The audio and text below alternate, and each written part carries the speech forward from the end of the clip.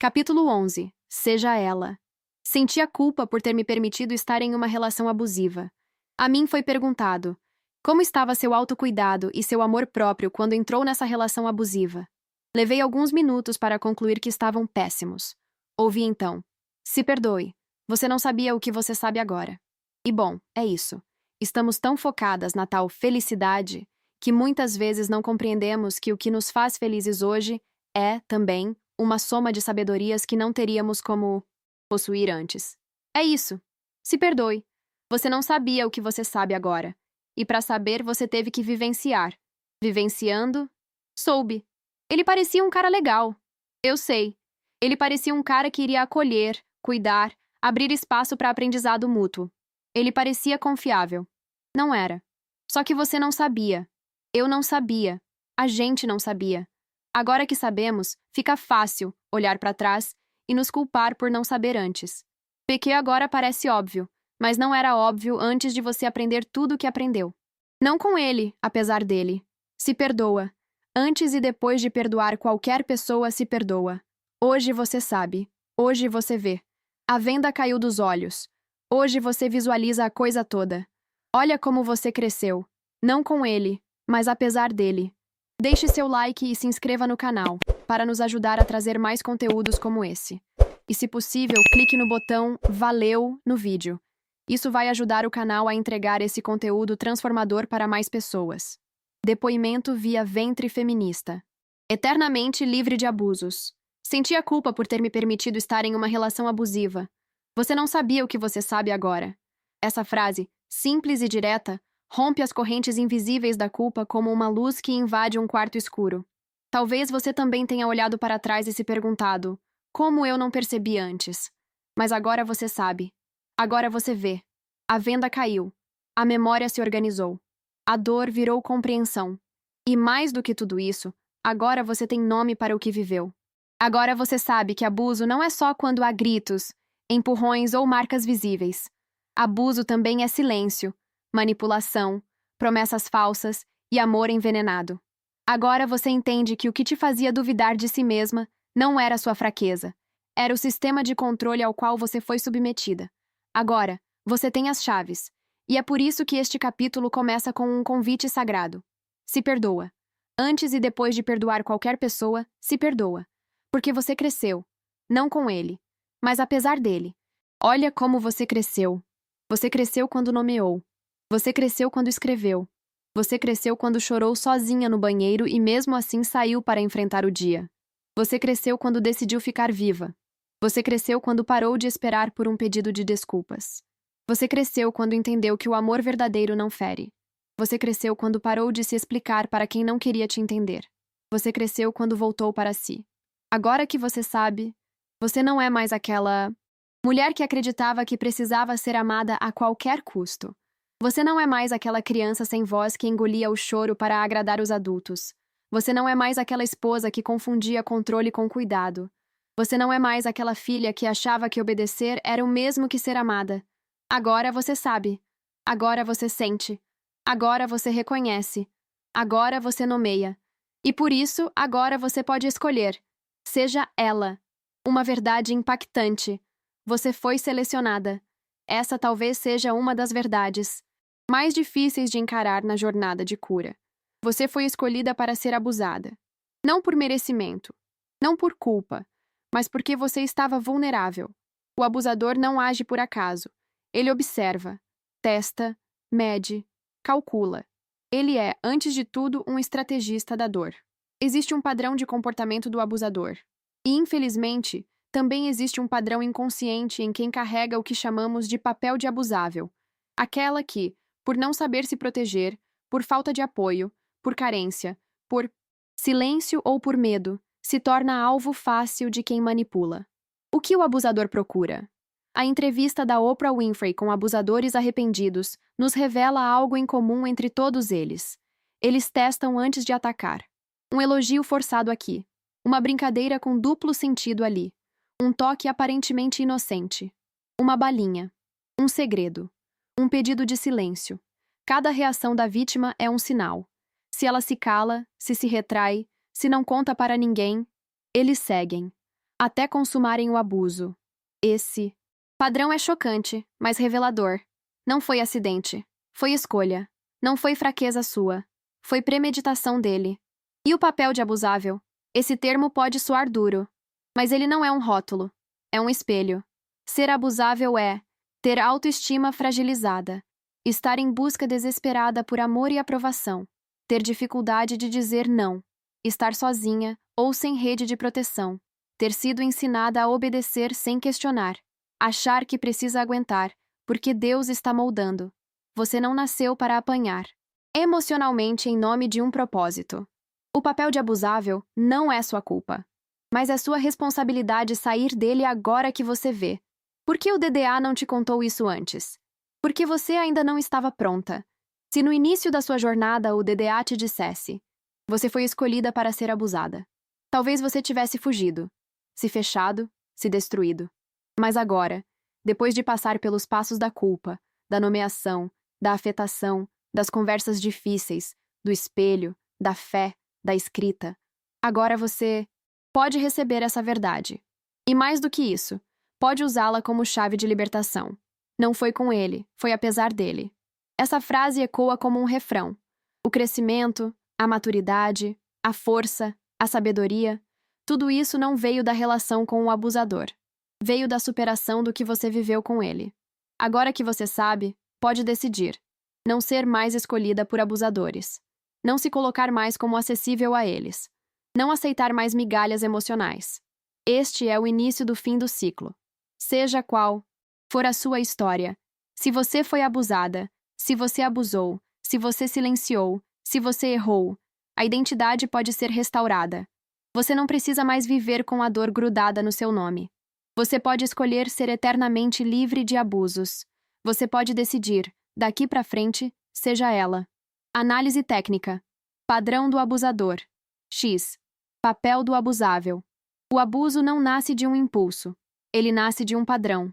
Assim como há um perfil que se repete entre abusadores, há também atitudes recorrentes, entre pessoas que, sem perceber, acabam assumindo o papel de vulneráveis, o que chamamos aqui de abusáveis.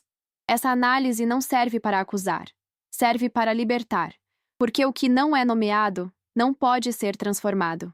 Padrão do abusador. Critérios com base em entrevistas, relatos clínicos e análise de comportamento recorrente. Premeditação e teste de limites. Inicia com pequenas atitudes para avaliar a reação da vítima. Se a vítima silencia, normaliza ou culpa a si mesma, o abusador entende que pode avançar. Busca por vítimas isoladas ou carentes crianças sem supervisão, mulheres emocionalmente fragilizadas, pessoas com histórico de rejeição, são escolhidas como presas fáceis. Criação de vínculo e confusão afetiva. Alterna. Gestos de afeto com controle. Elogios com humilhações. Cria dependência emocional para confundir amor com abuso. Gaslighting e distorção da realidade. Faz a vítima duvidar da própria memória, emoções ou percepções. Usa frases como: você é muito sensível. Isso é coisa da sua cabeça. Você entendeu errado. Culpa e silêncio.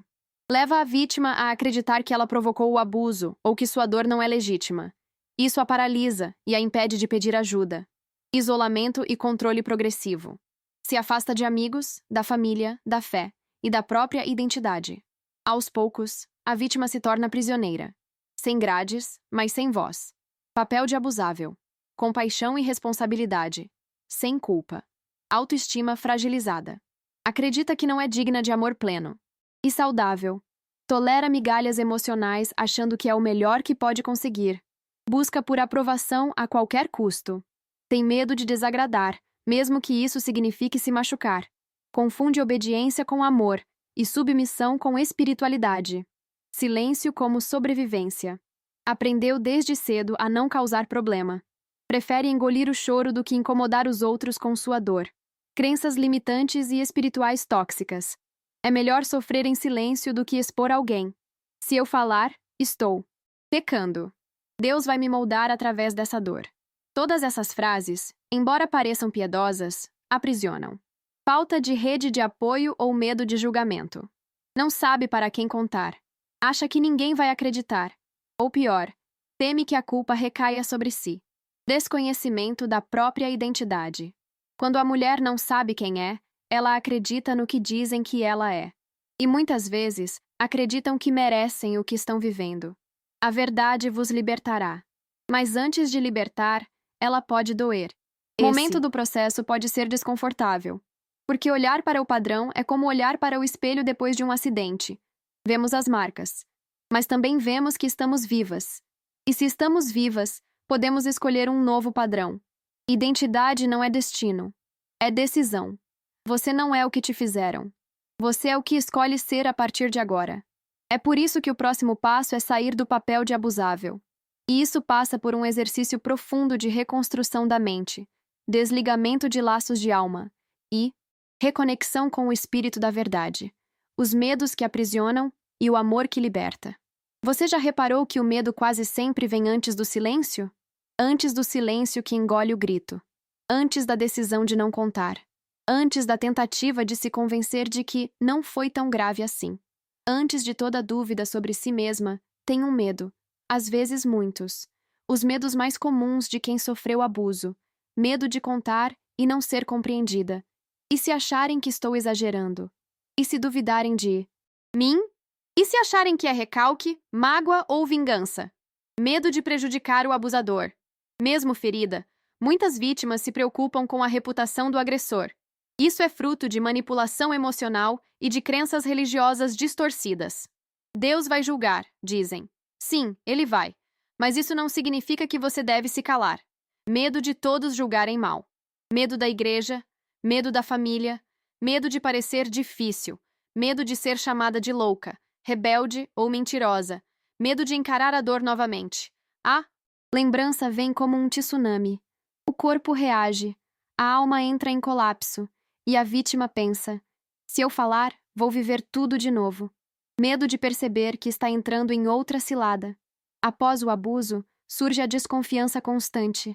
Será que estou repetindo o padrão? Será que ele também vai me ferir? Será que vou cair de novo? Como começar a se libertar desses medos? Fale com alguém que não está envolvido na situação. Um terapeuta, uma mentora, um conselheiro isento, alguém que não vai defender o abusador por laços afetivos, mas vai defender você. Lembre quem você é sem o abuso. Volte para o início da sua história. Quem era você antes da dor? O que você sonhava? Qual era o som da sua risada antes do trauma? Reescreva sua narrativa à luz do que aprendeu. Agora você vê. Agora você sabe. Agora você entende que não foi culpa sua e que você tem o direito de viver em paz. Encontre proteção real, emocional, espiritual e relacional. Um abraço seguro, um lar seguro, um lugar onde sua alma possa baixar a guarda sem ser atacada. Isso pode estar num casamento curado, numa amizade íntegra, ou até, e principalmente, nos braços de Deus. Reconheça o medo como um sinal, não como sentença. O medo é um alarme, não um decreto. Ele aponta onde ainda dói, mas não determina quem você é. No amor não há medo.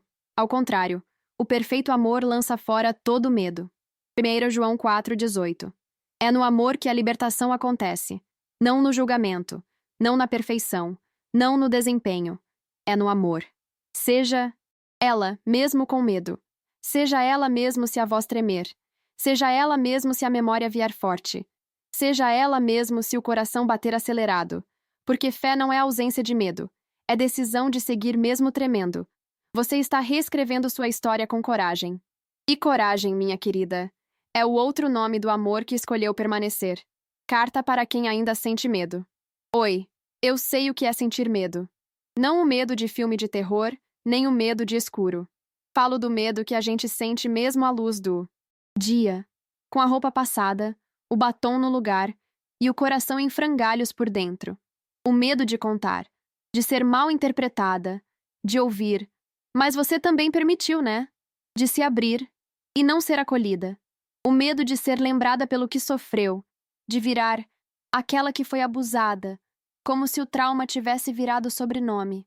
O medo de parecer fraca. O medo de desmoronar num domingo à tarde. O medo de entrar em outra história parecida. De cair de novo. Mas posso te dizer uma coisa? O medo não vai embora. De repente, ele precisa ser visitado, nomeado, abraçado e depois libertado. Foi assim comigo. Eu comecei com um sussurro, depois um choro, depois uma frase desconexa, depois uma carta escrita no celular às 3 da manhã, depois uma conversa com alguém que me ouviu sem me corrigir. E assim, devagarinho, o medo foi perdendo força e o amor tomando espaço. Não aconteceu tudo de uma vez, mas cada passo me trouxe de volta para mim, até o dia em que eu entendi. Não foi minha culpa. E mais, eu não sou o que me aconteceu. Eu sou o que escolho ser a partir de agora. Se você ainda sente medo, não se culpe por isso. Mas também, não deixe o medo decidir por você. Acolha seu processo, abrace sua coragem. E quando estiver pronta, mesmo tremendo, mesmo chorando, se levante e diga baixinho, ou bem alto se quiser: eu sou ela.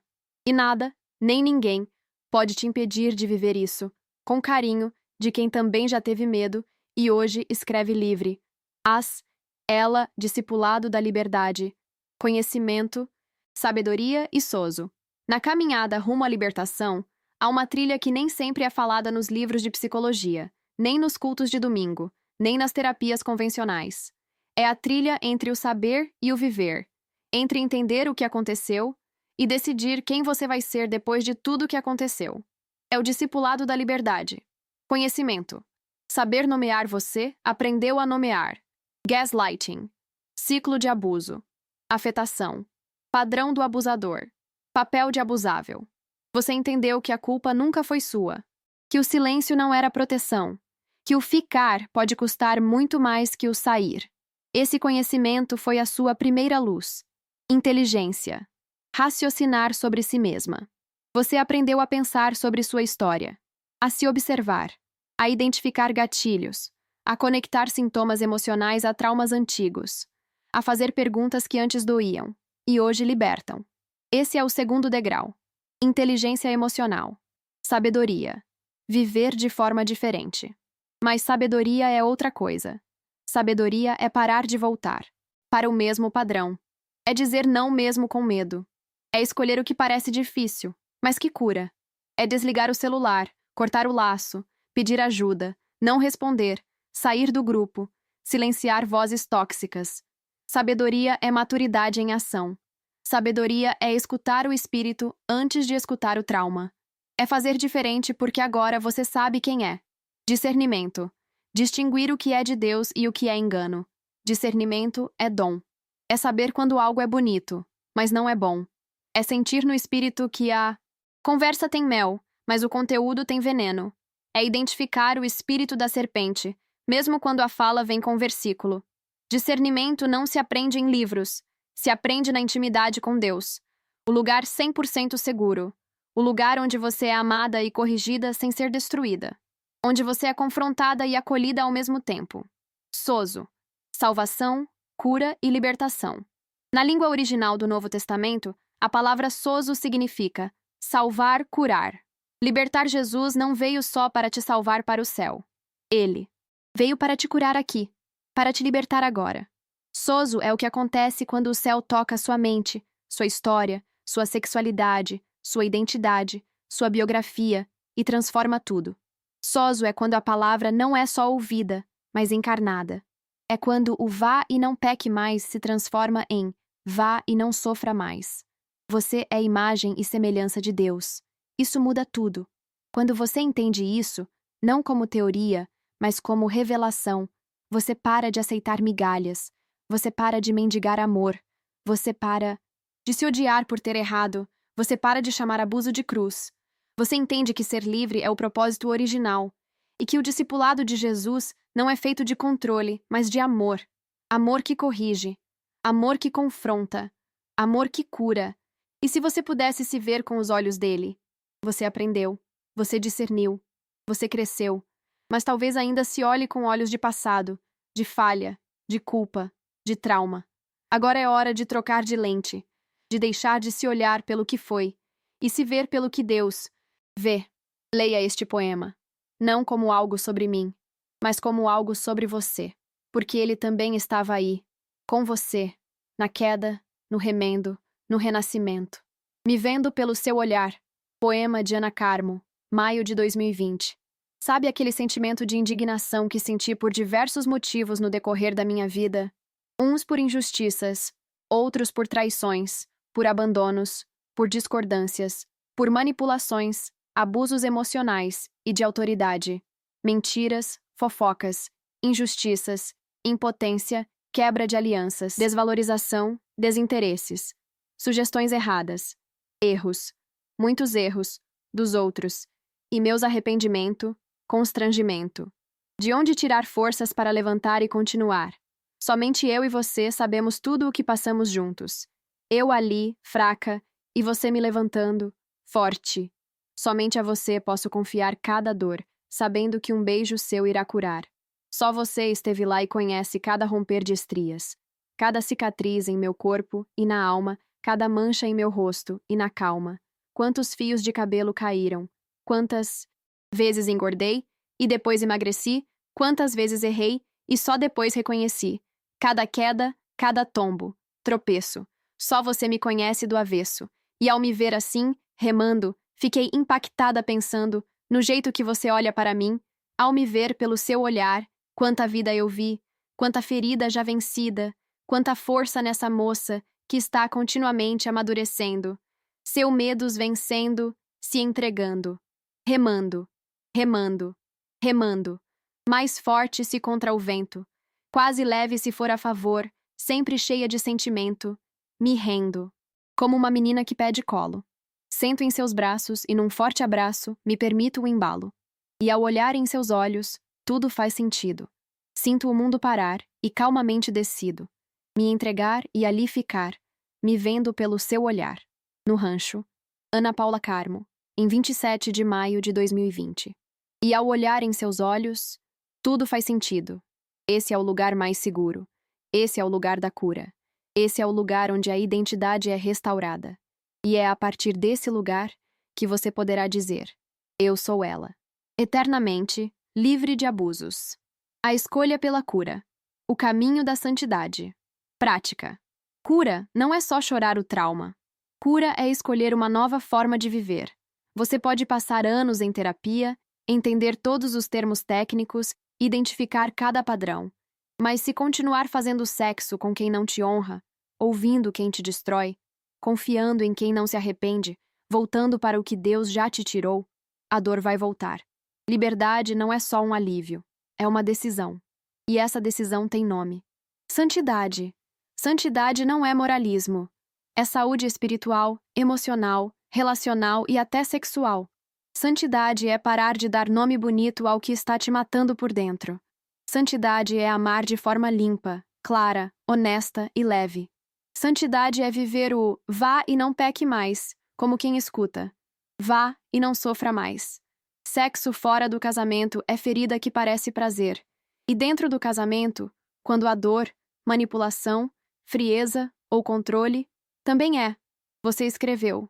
É pecado fazer sexo fora do casamento, e é pecado não fazer sexo dentro do casamento. Isso é real.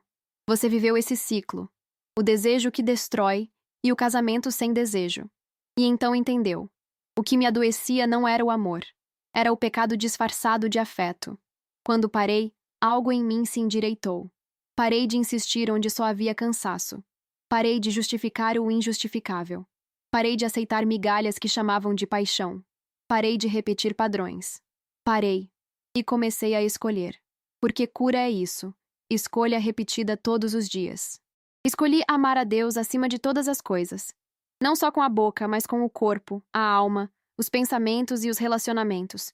E quando fiz isso, entendi que Deus não me culpava. Ele me compreendia. Deus não me envergonhava. Ele me convidava. Deus não me punia. Ele me transformava. Deus não me calava. Ele me chamava pelo nome. Arrependimento não é humilhação. É a ponte da filha pródiga voltando para casa e sendo recebida com vestido novo. Você pode ter vivido muita coisa. Talvez até ache que não merece recomeçar. Mas Jesus ainda pergunta, como perguntou a mulher adúltera: onde estão os que te condenam? Eu também não te condeno. Agora vá e abandone essa vida. João 8:11. Santidade é dizer sim à cura, e não ao ciclo. Não é ser perfeita, é ser separada, é ser inteira, é viver como quem foi redimida e agora sabe. Não precisa mais de aprovação alheia para ser amada.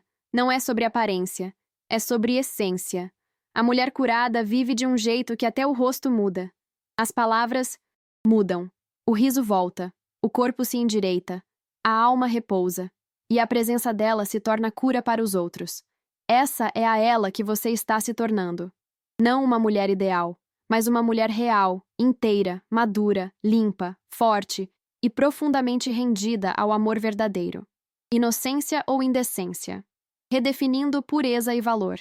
Talvez você já tenha sido chamada de indecente. Talvez tenha sido acusada de seduzir, de provocar, de merecer. Talvez tenha acreditado que era isso mesmo que você transmitia. Talvez você tenha repetido essas palavras para si mesma. Mas agora, com os olhos limpos pela verdade, é hora de perguntar com coragem e compaixão: o que é, de fato, ser inocente? E o que é ser indecente? Significado de inocência: falta de culpa, ausência de malícia, pureza de intenção, candura de quem não sabia, condição de quem ainda não conhecia o mal, até mesmo virgindade, desconhecimento do amor carnal. Significado de indecência: ação obscena ou vulgar, falta de pudor, comportamento que fere a moral, palavras ou gestos provocativos, exposição que desrespeita a dignidade própria ou alheia. Mas aqui está a verdade que liberta. Você pode ter perdido a inocência, mas nunca perdeu o valor. E valor não se apaga com erro, pecado ou abuso. Valor é essência. E essência, Deus restaura. A armadilha dos rótulos chamam de vagabunda, de rebelde, de impura, de desviada, de mulher fácil, de alma suja. Mas esquecem de perguntar: quem foi que feriu essa mulher? Quem a tocou sem permissão? Quem a ensinou que amor era dor? Quem distorceu o que era sagrado e enfiou culpa onde deveria haver cuidado? Uma mulher arrependida é mais pura que 1000 virgens orgulhosas. Não é sobre o que fizeram com você, nem sobre o que você fez. É sobre o que você decide fazer agora. É possível ser pura depois da dor. É possível ser santa depois do erro. É possível ser nova depois de ter se perdido. Isso não é religião. É redenção. O julgamento dos homens não anula o perdão de Deus. Ah, tá. Passou a vida, fazendo o que quis, e agora virou santa? Sim, exatamente. Foi isso que Jesus fez com a mulher adúltera, e com a samaritana, e com tantas outras. Ele olhou nos olhos delas e viu: filhas. E ninguém teve coragem de atirar a primeira pedra. Recomeçar é mergulhar no olhar de quem sabe toda a sua história, e ainda assim te chama de amada. A indecência não está no corpo. Está na mentira que disseram sobre ele. A inocência não é ignorância. É escolha por viver de forma limpa. Agora. Não importa o que você fez. Importa o que você está decidindo fazer com sua dor. Restauração é mais poderosa que reputação. Você pode não agradar a todos. Pode ser julgada, apontada, mal compreendida. Mas se estiver em paz com Deus e com o que Ele está fazendo dentro de você, isso basta. O céu não precisa da aprovação da terra para te chamar de filha. Identidade restaurada. Seja ela eternamente livre de abusos. Você chegou até aqui, e talvez nem perceba, mas já não é mais a mesma. O que te feriu não te define mais. O que te calou já não tem mais voz. O que te aprisionava já não te segura. Você atravessou o vale, encarou os espelhos, deu nome às dores, aprendeu o que ninguém nunca te ensinou. E agora, você pode escolher quem quer ser daqui para frente. Ela nasceu no processo. No começo, ela era só uma fagulha de esperança, uma possibilidade, uma estrela escondida no fundo de uma alma silenciada. Foi chamada de estrela livremente apaixonante, porque mesmo ferida, ainda amava com intensidade. Mesmo machucada, ainda brilhava, ainda que só por dentro. Mas a cada passo, ela foi se revelando. Na culpa quebrada, na dor nomeada, na fé reconstruída, na conversa difícil, no reencontro com o espelho, na cicatriz que virou cicatriz, e não mais ferida aberta.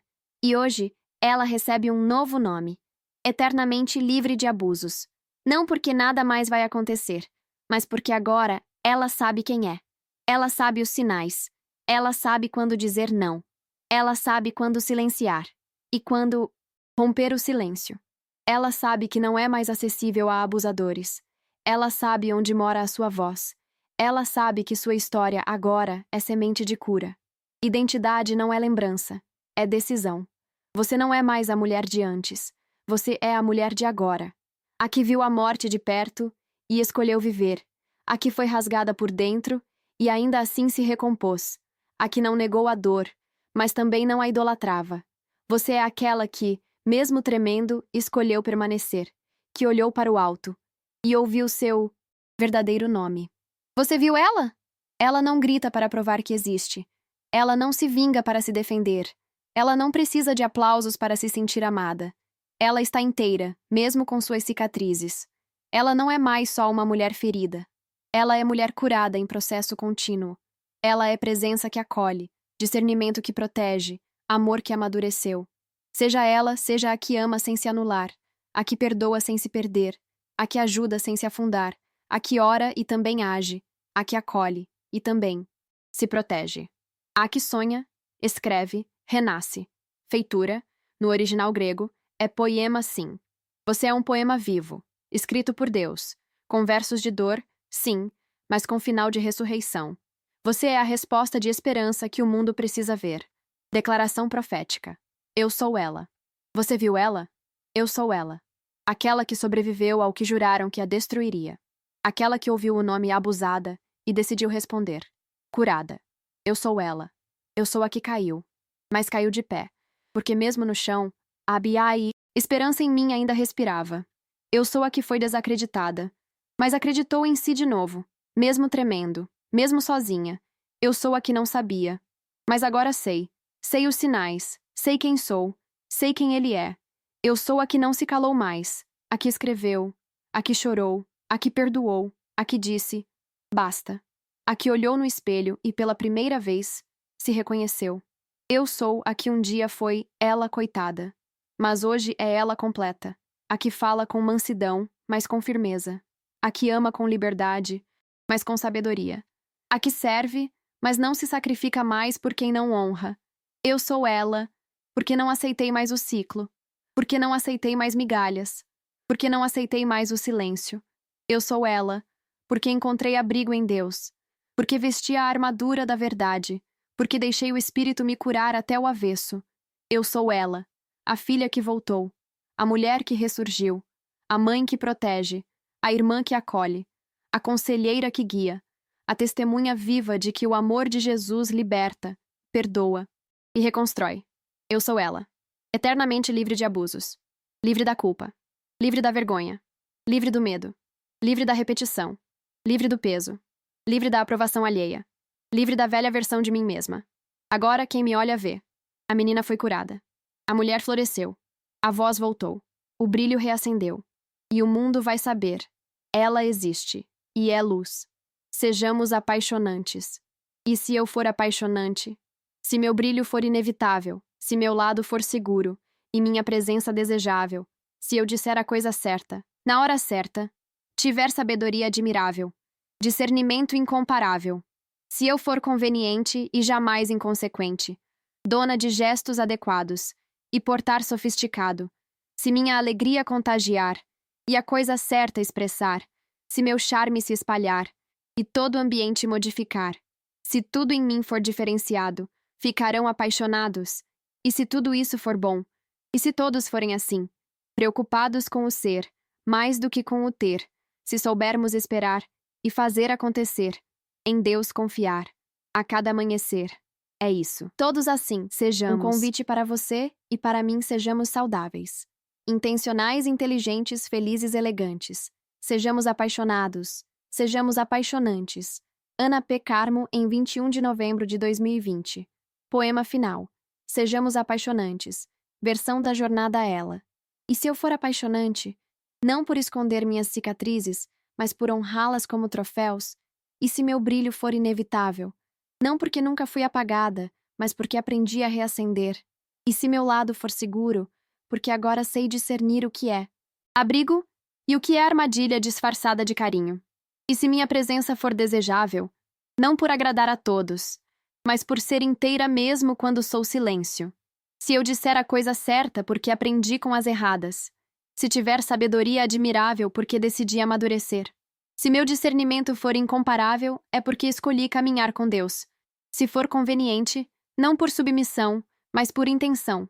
Se meus gestos forem firmes, meu andar elegante, meu olhar verdadeiro, não é vaidade. É identidade restaurada. E se minha alegria contagiar? Porque foi reconstruída lágrima por lágrima? E se o ambiente mudar quando eu chegar? Porque a paz que carrego é real? E se tudo em mim for curado, eles vão se apaixonar? E se esse eles não for sobre homens? E se for sobre filhos, irmãs, amigas, discípulas, gente cansada de dor e encantada por saúde emocional? E se isso for bom?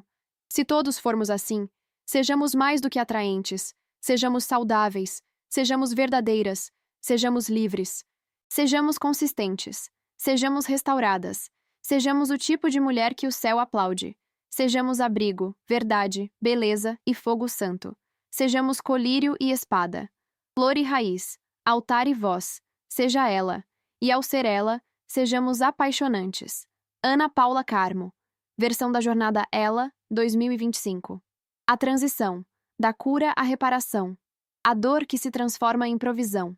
Você percorreu um caminho profundo, passou pela dor, pelo luto, pela desconstrução, aprendeu a nomear, aprendeu a se perdoar, aprendeu a se ver como Deus te vê. Mas agora é hora de reparar, de reconstruir áreas afetadas, inclusive as mais práticas.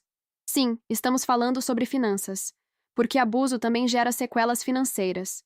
Talvez você tenha abandonado projetos por medo, tenha sabotado oportunidades por culpa, tenha se calado diante de dívidas injustas por vergonha, tenha perdido tempo demais, tentando se explicar, tenha investido em pessoas que te exploraram, tenha doado, sustentado, aguentado, sem retorno. O ciclo de abuso afeta também o que você ganha, o que você investe e o que você permite perder. Mas agora, que você se tornou ela, é hora de reconstruir também essa área. E se você pudesse monetizar sua dor, não com vitimismo, mas com propósito, e se o que você viveu, tudo aquilo que um dia te quebrou, agora se tornasse um livro, um curso, um atendimento, um acolhimento a outras mulheres, um projeto social, um podcast, uma mentoria, uma consultoria, e se a sua história virasse sementes de restauração e também de provisão, você não precisa mais depender de ninguém que te destruiu. Você pode gerar frutos com aquilo que um dia te paralisou. Você pode ensinar o que aprendeu chorando. Você pode oferecer o que um dia precisou. E sim, você pode ser remunerada com justiça por isso, porque trabalho com propósito também sustenta. No próximo capítulo, você receberá um convite prático, uma proposta concreta, uma forma de unir a restauração emocional à reconstrução financeira. O que era ferida vai virar ferramenta. O que era dor vai virar dom. Você foi chamada para mais. E o próximo passo é viver com leveza, verdade e dignidade financeira. Seja ela, seja íntegra, seja liberta e esteja pronta para a reparação, porque o tempo da restituição já começou. Gostou? Por gratidão, faça a sua contribuição para o canal.